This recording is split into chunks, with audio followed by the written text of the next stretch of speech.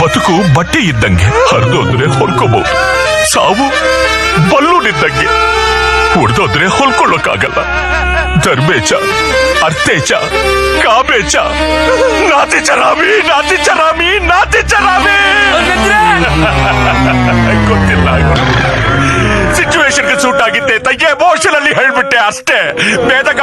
Rest in peace ಬದ್ಲಾ ಗುರು.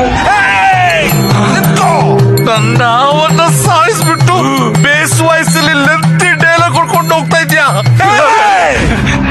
ಈ ಹಾವಿನ ಬೆಲೆ ಎಷ್ಟು ಅಂತ ಗೊತ್ತೇನೋ ನಿನಗೆ? 80,000 ಕೊಡು.